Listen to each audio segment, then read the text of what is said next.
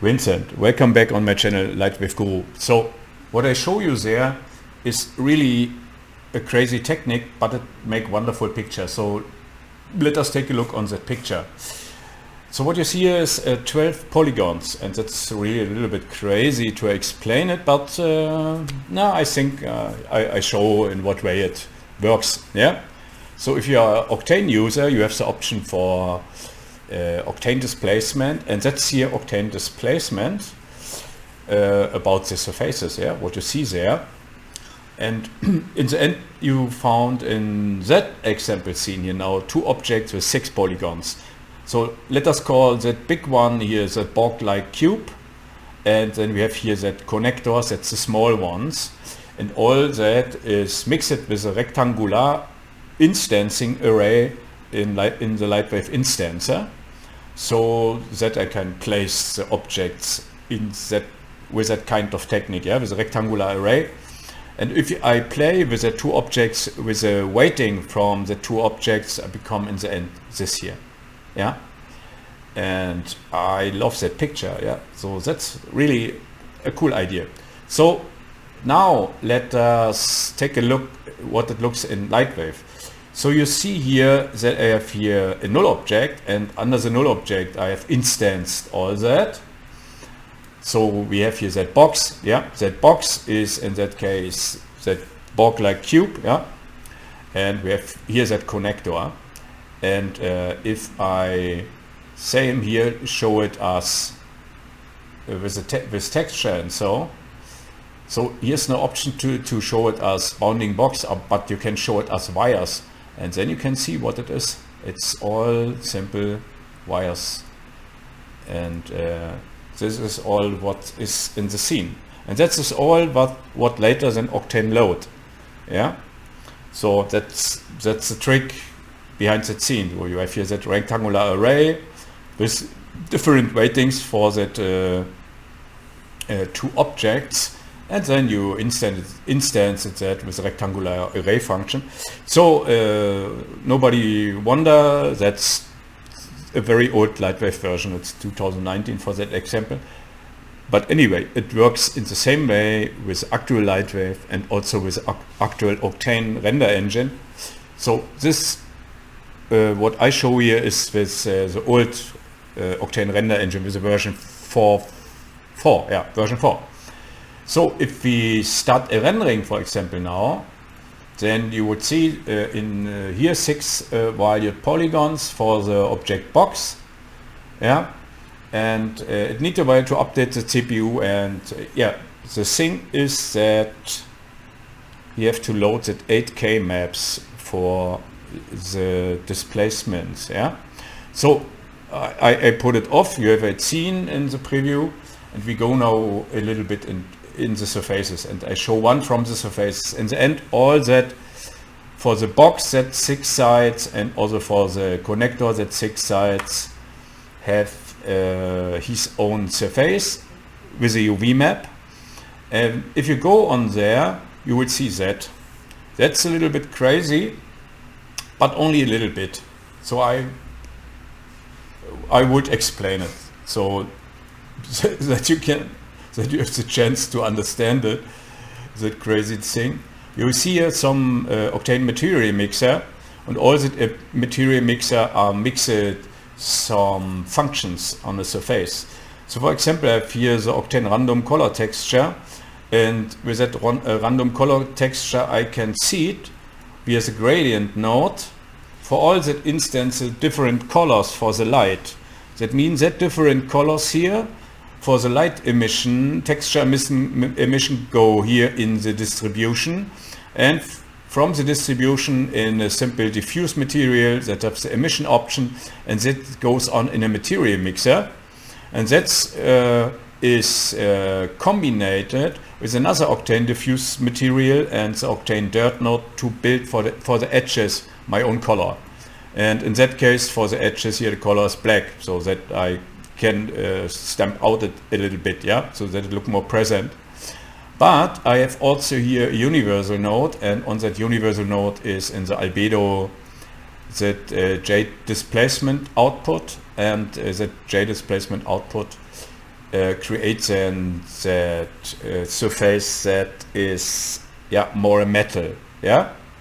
So on that main metal surface is a little rigid fractal bump, so that I can randomize over the whole plane a little bit the high from that surface, and I combine it with a normal map, and that normal map comes also all out of from the tool J's placement. I show the tool here. This is the tool.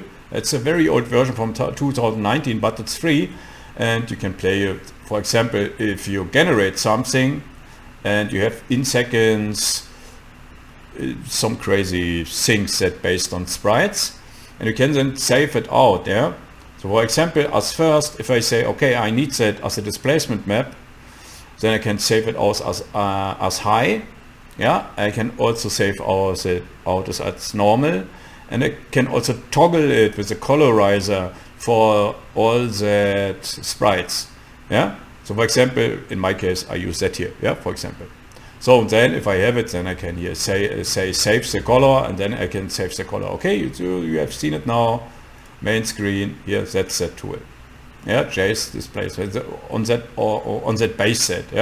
So we have here the color channel. We have here the displacement channel. And the moment it works with 4K, it's enough. You can also use it with 8K. 4K is enough. I have here a mount from 1 meter, and I make here some tweaks that it sits perfect, so that all the 6 planes to another on that cube. After I displace it, build a close object. For that is at mid-level. You can fine-tune with that mid-level that the object is closed. So, and then last but not least, we have here a mount input for the emission nodes, and that means that the emission node only spend light on a special place, and that special place is my light map. And I have more than one. So if you see that maps here, is that map, for example, a light map. That means on that texture you have only this area, these areas, and on that areas later that multiple lights that comes out of the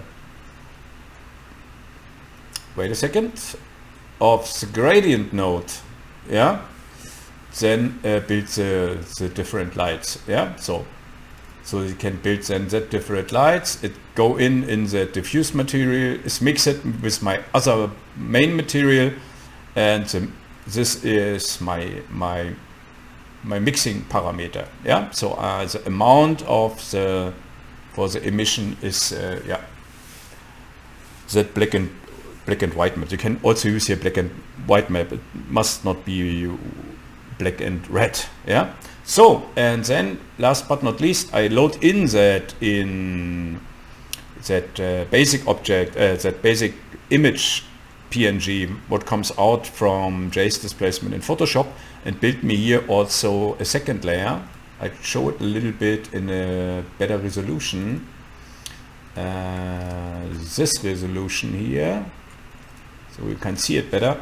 And this parts now I can use to say, hey, okay, that's our windows, and I key out for a specular material this parts that I can bring only on that parts a specular material, so that you can take a look inside in that cube. And if you make all that double-sided for the rendering later, then you can see inside the cube and see something there, also lights and so.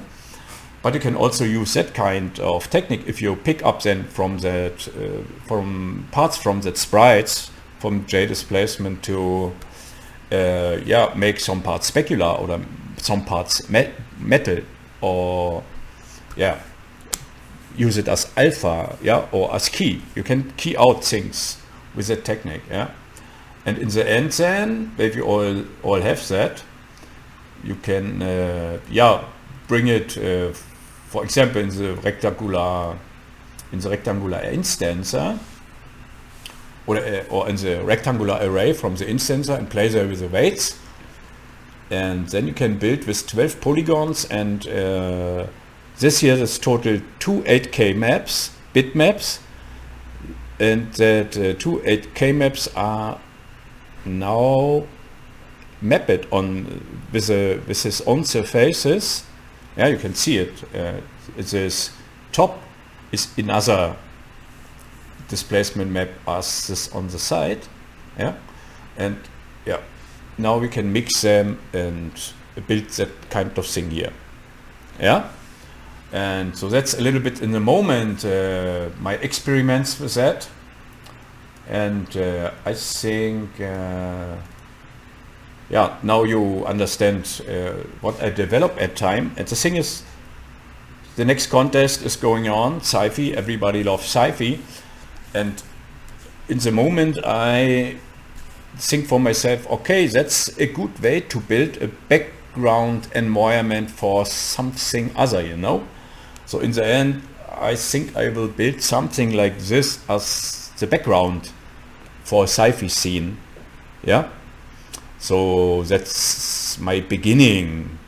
So I've 2 weeks time now to bring it to an end or make it much more perfect and so on. But if I see what I now have with that kind of technique, I can imagine what's possible if I develop it some more days. Yeah.